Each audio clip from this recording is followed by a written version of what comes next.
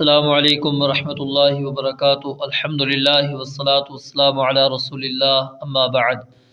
آج کا ہمارا سبق سورۃ البقرہ آیت نمبر 178 سے لے کر 182 تک ہے۔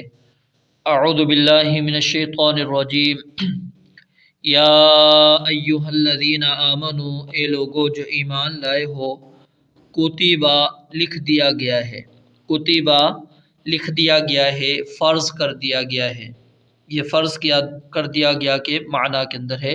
کتبہ لکھ دیا گیا، علیکم تم پر، علیکم تم پر، القصاص برابر بدلہ لینا، القصاص برابر بدلہ لینا، فی القتلى مقتولوں میں، فی القتلى مقتولوں میں۔ یہ قتلہ قتیل کی جمع ہے، مقتول کے معنی کے اندر ہے۔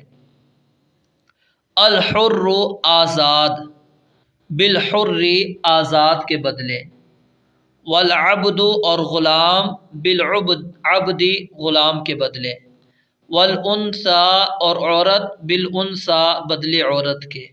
فمن عفی، پس جو شخص معاف کر دیا جائے، فمن پس جو شخص عفی معاف کر دیا جائے، لہو اسے، من اخیہ اس کے بھائی کی طرف سے، من اخیہ اس کے بھائی کی طرف سے، شیء کچھ بھی، فاتباع تو پیچھا کرنا ہے، فاتباع تو پیچھا کرنا ہے، بالمعروف معروف طریقے سے، وَأَدَاءٌ اور ادا کرنا ہے، پہنچا دینا ہے، الیہ اس کی طرف، بِإِحْسَانٍ اچھے طریقے سے۔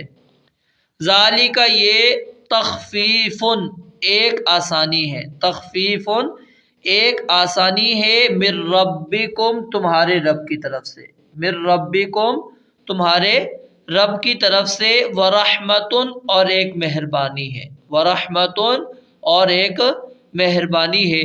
فمن اعتدی پس جو شخص، فمن پس جو شخص، اعتدی زیادتی کرے، اعتدی زیادتی کرے، بعد ذالک اس کے بعد، بعد ذالک اس کے بعد، فلہ پس اس کے لیے، عذاب عذاب ہے، علیم دردناک۔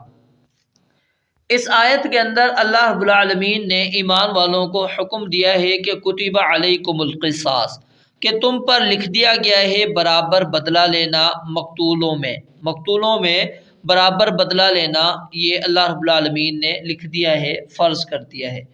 اب آیت کے ظاہر سے، بظاہر یہ بات سمجھ میں آ رہی ہے کہ آزاد کے بدلے آزاد ہی کو، مرد کے بدلے مرد کو، غلام کے بدلے غلام کو، عورت کے بدلے عورت کو ہی قتل کیا جائے گا۔ یعنی کہ اگر کوئی عورت مرد کو قتل کر دے تو اس کو قتل نہیں کیا جائے گا، صرف عورت کو عورت ہی کے بدلے میں قتل کیا جائے گا، اور مرد کو مرد ہی کے قتل کرنے کی صورت میں اس کو قتل کیا جائے گا۔ یہ معنی مراد نہیں ہے یہاں پر۔ یہاں پر جو مقصود ہے وہ کیا ہے؟ جاہلیت کے ایک ظلم کا خاتمہ کرنا مقصود ہے، کہ ان کے اندر کیا ہوتا تھا، کمزور قبیلے کی کوئی عورت اگر کسی طاقتور قبیلے کے کسی مرد کو قتل کر دیتی تو وہ قتل کرنے والی عورت کے بجائے اس قبیلے کے کسی بھی بے گناہ مرد یا پھر متعدد افراد کو قتل کر دیا کرتے تھے۔ اسی طرح اگر کمزور قبیلے کا کوئی غلام کسی زور آور قبیلے کے کسی آزاد آدمی کو قتل کر دیتا تو وہ اس قاتل غلام کی جگہ پر اس قبیلے میں سے کسی بھی بے گناہ آزاد کو قتل کرنے پر اصرار کرتے تھے۔ تو اللہ رب العالمین نے یہاں پر یہ بات بیان فرما دی کہ تم پر مقتولوں کے بارے میں برابر کا بدلہ فرض کر دیا گیا ہے، یعنی قاتل ہی کو قتل کیا جائے گا، چاہے قتل کرنے والا آزاد ہے، غلام ہے، مرد ہے، عورت ہے، اس کو قتل کیا جائے گا۔ مقتول کوئی بھی ہو، جس کو قتل کیا گیا وہ آگے کوئی بھی ہو، جس نے قتل کیا ہے اسی کو ہی قتل کریں گے، اس کے علاوہ کسی اور کو قتل نہیں کریں گے۔ لیکن یہاں پر یہ بات سمجھ لیں کہ اگر کوئی مسلمان کسی کافر کو قتل کر دیتا ہے تو قصاصاً مسلمان کو قتل نہیں کیا جائے گا، کیونکہ آپ علیہ السلام نے فرمایا کہ وَأَلَّا يُقْتَلَ مُسْلِمٌ بِكَافِرٍ، کہ کسی بھی مسلمان کو کافر کے بدلے میں قتل نہیں کیا جائے گا۔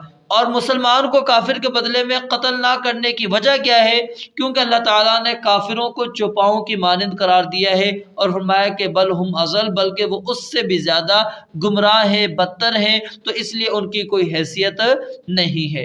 آگے اللہ رب العالمین نے فرمایا فمن عفی لہ من اخیہ شیء، اب اخیہ یہاں مقتول کے وارث کو قاتل کا کیا ہے؟ بھائی قرار دیا ہے، اور یہ بھائی قرار دینے میں ایک طرح کی سفارش ہے کہ چاہے قاتل نے تمہارے آدمی کو قتل کیا لیکن مسلمان ہونے کے ناطے تم اس کے بھائی ہو، تمہیں چاہیے کہ کچھ نہ کچھ اس کو معافی دے دو۔ اور معافی کی دو صورتیں ہیں، یا تو ہے کہ صدقہ کرتے ہوئے دیت لیے بغیر اس کو معاف کر دیں، دوسری یہ کہ اس سے دیت لے لیں، پھر چاہے وہ پوری دیت لیں یا اس میں سے کچھ حصہ معاف کر دیں۔ اور اگر وہ معاف کرتے ہوئے قصاص کی جگہ پر دیت لیتے ہیں تو اس کے اوپر لازم کیا ہے؟ دیت کا تقاضا پھر اچھے طریقے سے کریں، اور قاتل کے قبیلے والوں پر بھی لازم ہے کہ وہ اچھے طریقے سے دیت کو ادا کریں۔ استطاعت کرتے ہوئے دیت کے اندر تاخیر کرنا یہ ظلم ہے، نبی علیہ السلام نے اس کو ظلم قرار دیا ہے۔ تو فرمایا فمن عفی لہ من اخیہ شیء فاتباع بالمعروف واداء الیہ باحسان ذلک تخفیف من ربکم۔ عبداللہ بن عباس رضی اللہ تعالیٰ عنہ بیان فرماتے ہیں کہ بنی اسرائیل کے اندر صرف قصاص تھا، دیت نہیں تھی، صرف برابر کا بدلہ تھا، دیت نہیں تھی۔ اللہ تعالیٰ نے اس حکم کے اندر تخفیف فرما دی اور دیت لینے کی بھی اجازت یہاں پر رب العالمین نے دے دی۔ آگے فرمایا فمن اعتدی بعد ذلک، جو شخص دیت لے کر بھی پھر قاتل کو قتل کر دے تو اس کے لیے کیا ہے؟ عذاب علیم، دردناک عذاب ہے۔ وَلَكُمْ، اور تمہارے لیے، وَلَكُمْ، اور تمہارے لیے فی القصاص، برابر بدلہ لینے میں، حیاتن، زندگی ہے، حیاتن، بڑی زندگی ہے، یا اولی الالباب، اے عقلوں والو، لعلکم، تاکہ تم تتقون، بچ جاؤ، لعلکم، تاکہ تم تتقون، بچ جاؤ۔ یہاں پر اللہ رب العالمین نے فرمایا کہ قصاص میں زندگی ہے، یعنی کیا ہوگا؟ جب قصاص لیا جائے گا تو اس سزا کے خوف سے لوگ قتل کرنے سے رک جائیں گے، کوئی شخص دوسرے کو قتل کرنے کی جرات نہیں کرے گا، تو پھر کیا ہوگا؟ تم قتل کرنے سے بچ جاؤ گے۔ اور یہ بھی مراد ہے کہ جب تم قتل نہیں کرو گے تو پھر کیا ہوگا؟ اللہ کے عذاب سے بھی بچ جاؤ گے۔ اور یہ آیت بڑی اختصار اور جامعیت کی بے نظیر مثال ہے کہ اللہ رب العالمین نے بڑی مختصر اس کے اندر بات کی اور بڑی جامع بات اللہ رب العالمین نے بیان کر دی۔ اور آج اگر ہم سعودی عرب کے اندر دیکھتے ہیں، وہاں پر جو امن ہے وہ اسی آیت پر عمل کرنے کی وجہ سے ہے۔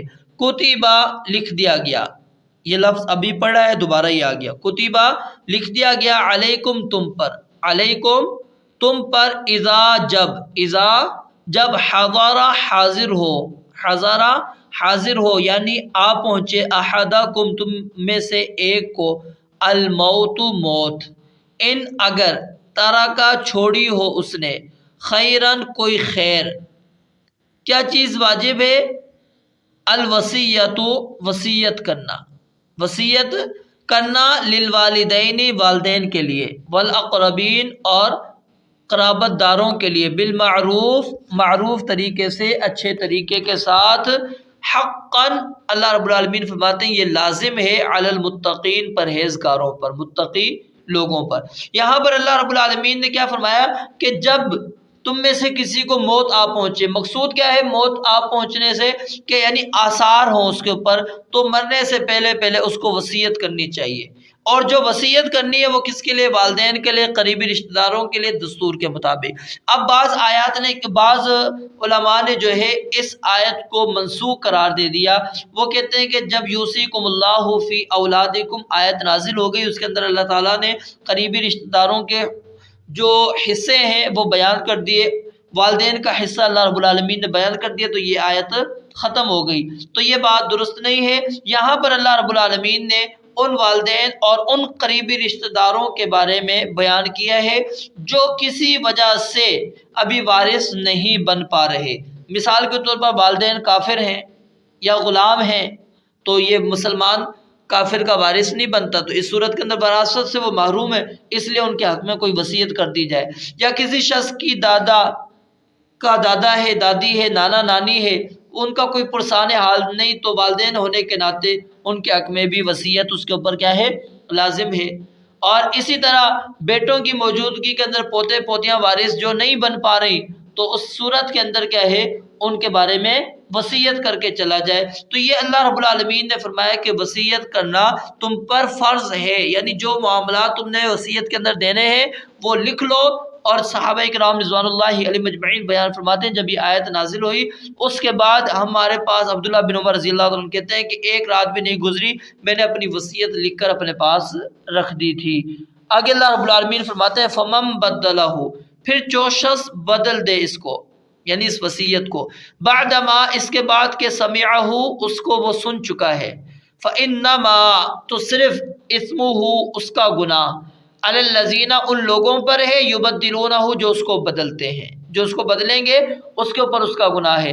ان اللہ سمیع علیم، بے شک اللہ تعالیٰ خوب سننے والا خوب جاننے والا ہے، یعنی اچھی طرح سب کچھ جاننے والا اور سب کچھ سننے والا ہے۔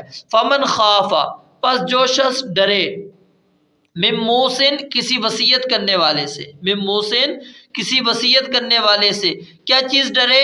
جنفن جانبداری، کسی طرف داری کا، جنف کہتے ہیں مائل ہونا، یعنی اگر وہ کسی طرف داری سے ڈرتا ہے، کسی کی طرف دلی میلان کی وجہ سے وہ نامناسب وصیت کر سکتا ہے، او یا اثمن گناہ سے ڈرتا ہے، یا گناہ سے ڈر ہو، خوف ہو، یعنی ناجائز کام کی وصیت وہ کر سکتا ہے، فاصلح تو اس نے اصلاح کر دے، فاصلح پس اصلاح کر دے، بینہم ان کے درمیان، فلا اثم علیہ تو کوئی گناہ نہیں ان پر، ان اللہ غفور الرحیم بے شک اللہ تعالیٰ خوب بخشنے والا رحم کرنے والا ہے۔ یعنی اللہ رب العالمین فرماتے ہیں کہ جو بندہ وصیت کو سنتا ہے اور وصیت کے اندر تبدیلی کر لیتا ہے تو اس کے اوپر گناہ ہے۔ یہ وہ وصیت کے بارے میں بات ہو رہی ہے جو وصیت شرعی ہے، جس کے اندر شریعت کے لحاظ سے کسی قسم کی قباحت موجود نہیں، تو اس کا گناہ پھر تبدیل کرنے والے پر ہوگا، وصیت کرنے والے پر نہیں ہوگا۔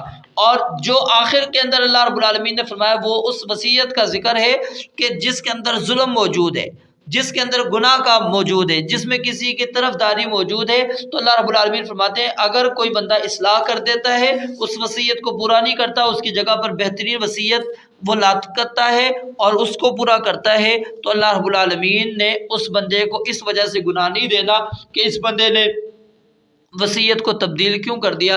ان اللہ غفور الرحیم، بے شک اللہ تعالیٰ خوب بخشنے والا، بے حد بخشنے والا، نہایت رحم والا ہے۔ اللہ رب العالمین سے دعا ہے رب العالمین سمجھنے اور عمل کرنے کی توفیق عطا فرمائے۔ وآخر دعوانا ان الحمد للہ رب العالمین۔